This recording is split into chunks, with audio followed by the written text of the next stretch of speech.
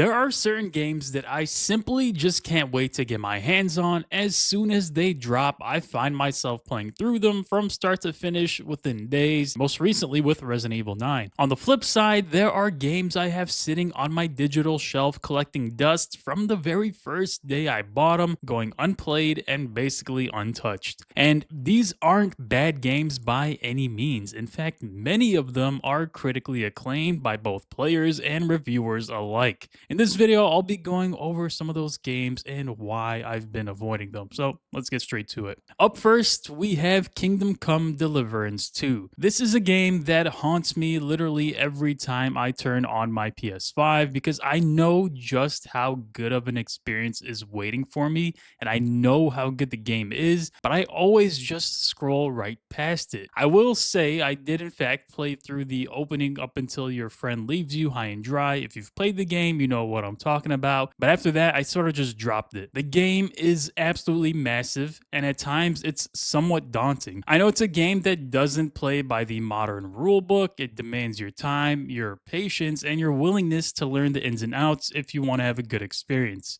I've been avoiding it simply because I know how big of a time commitment this game is gonna be. It's not a 10 or 20-hour main story.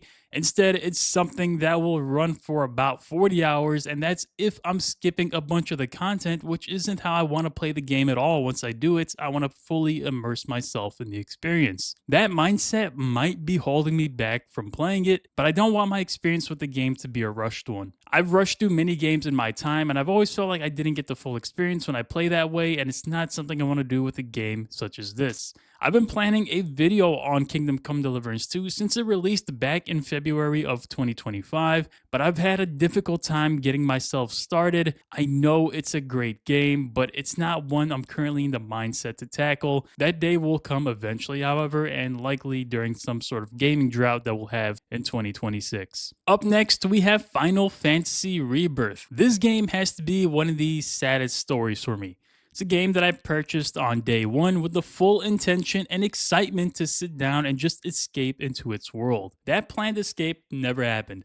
I downloaded the game and never even launched it. Even now, to this very day, it sits installed on my PS5 for the moment I decide to finally give it a go. It's there just eating about 150 gigabytes of data. The reason I've been avoiding this game is twofold. Firstly, when I saw just how bad the performance was on a few different review videos, I knew it would make for an unenjoyable experience. The graphics were just a blurry mess on the base PS5, and that's my number one kryptonite when it comes to gaming. I can handle a smooth 30 frames per second if I absolutely must, but blurry graphics is something that personally just drives me crazy. That being said, I'm sure this has been addressed with a number of patches, so I can no longer point to that as an excuse. However, just like KCD2, Rebirth is a huge, absolutely massive game with a ton of content dotting every part of the massive open world. Games like that have become more of a burden rather than something fun for me these past 2 years, and I have Elden Ring to blame for that, but that's a different story for a different time. I know Rebirth is a great game, and I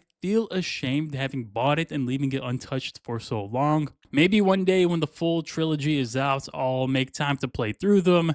But for now, this is a game that I'll unfortunately continue to dodge. Up next, we have Arc Raiders, the smash hit PvE extraction game that has taken the world by storm. And I say that in jest. Of course, the game is also PvP. Anyway, it seems like everyone on the planet has played this game extensively. Even my own friend group have put in hundreds of hours or so each, which is a miracle in its own right, given their gaming tastes. I did end up buying the game when it first dropped and did a few extractions, but quickly dropped it afterwards. I totally saw the appeal and I did enjoy the experience, but I had a bunch of videos that I was working on at the time, so it had to take a back seat. Since then, I've been considering making my triumphant return, but honestly, I can't bring myself to do it. I feel like I've completely missed the boat on this game. By now, everyone has the best gear, the most game knowledge, all the resources, and I'd be running around like a chicken with its head cut off, basically. I know they do seasonal wipes, but I can't get over the feeling that I've already missed so much at this point. With Marathon coming up, I was planning on both buying and staying up to date hate with that game because I do enjoy the extraction formula enough to try it again. If I ever do bring myself to jump into Arc Raiders, it'll likely be during a huge patch or feature edition, and seeing how Embark puts out bite-sized updates, it might be a while before that happens. Up next, we have Game of the Year of 2025, Expedition 33. The critically acclaimed and almost always mentioned in my comment section is one that I have been avoiding, and I know it's strange. Look, I know this game is amazing. I've been reminded time and time again. I've seen the gameplay and I've played it a bit myself, and yeah, it can get addicting, especially on the hardest difficulty. I've found trying to perfect those dodge timings and everything was really fun. But at this point, I've heard and seen so much praise for the game that I feel like I've somehow already experienced the full thing. There's also the fact that everything that needs to be said about the game has already been said as far as YouTube goes. There have been countless videos spanning opinions that are both positive and negative, which leaves very little room for me to really make anything that is remotely unique on this game. And sure, you can say that not every game I play needs a video, but by default, that's where my mind goes since getting into this whole YouTube thing. Unfortunately, I don't think Expedition 33 is a game I'll personally ever experience, at least not anytime soon, and you know what? I'm okay with that.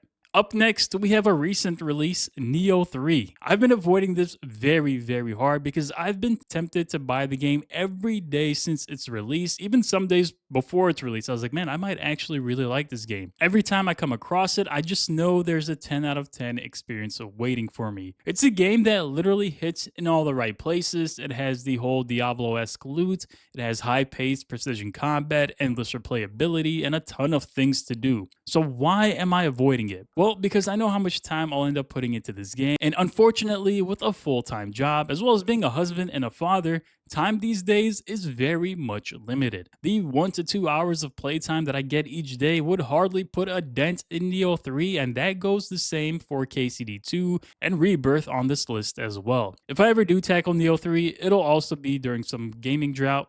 Thankfully, by then, I'll be catching this on some big sales. Up next, we have The Outer Worlds 2. What can this game possibly be doing on this list? Okay, hear me out. Call it morbid curiosity, but I really have been wanting to play through this game myself. The RPG systems admittedly look somewhat interesting. I found the character creator to be intriguing with the buffs and nerfs you can give your character. The weaponization and build crafting also looks pretty interesting. There seems to be a good amount of choice and consequences as well. Of course, it has all the elements that you come to expect from an Obsidian game. But the reason I'm avoiding it is twofold. One, the game is too expensive.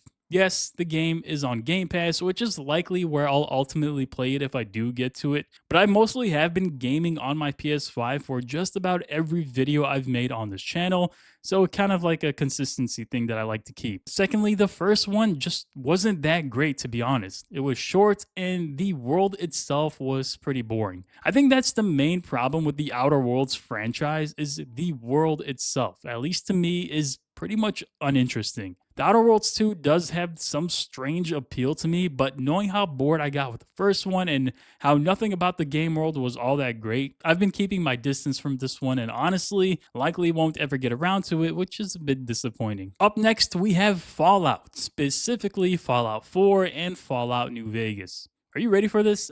I've never played Fallout 4.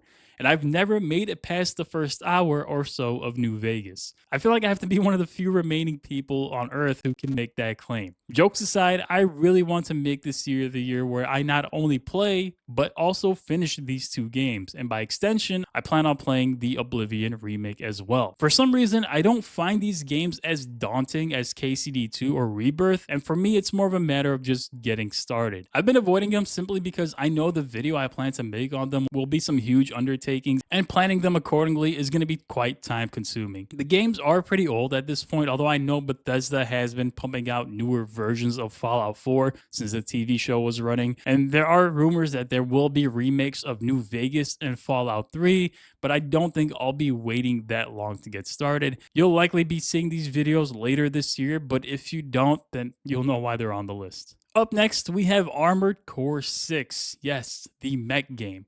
This would be a totally new experience for me. I have never played any of the previous Armored Core games, and mechs have never really been my thing to begin with. Playing this game would be a shift from my usual open world slop, as many commenters like to call my backlog video, which to be honest is kind of true, I'll admit. And it's also kind of funny. I told myself that in 2026, I'd be open to more different types of games, and a mech game would certainly fall into that category. I've mostly been avoiding it simply because I know the game is not going to be a cakewalk. I'll have to invest the time to learn the mechanics and the ins and outs, which frankly I've been purposely avoiding by playing games that require far less thinking, such as Far Cry Primal. No offense to the Primal enjoyers. I do fully intend to not only play but also complete Armored Core once I get around to it. The question remaining is when that might be. Up next, we have Warhammer Rogue Trader. This is one of those ambitious games, and by that I mean it's ambitious for me to think that I'll ever sit down and do a complete playthrough. That was my original thought when I bought the game way back when it released, only to be overwhelmed by the character creator in the best way possible. There were some performance problems with the game when it first released, and it led to some sluggish gameplay and some weird input lag on the base PS5. That's all been corrected, but I dropped the game shortly after that, putting in maybe 2 hours at most. Since then, I've always had an interest in returning to the title and playing through it, but this game suffers from the same problem that other games on this list did as well, which is the fact that it is too big of a time commitment. Now, don't get me wrong, that's totally a me problem for someone who has the time or is a fan of Warhammer. That same huge time commitment is probably a blessing, not so much of a curse that it is for me. It's a game that I've added to my backlog in 2026, but realistically, it's likely one I'll never get to despite my burning desire to do so. Anyway, let me know in the comments what games you guys have been avoiding, and I'll see you all in the next one.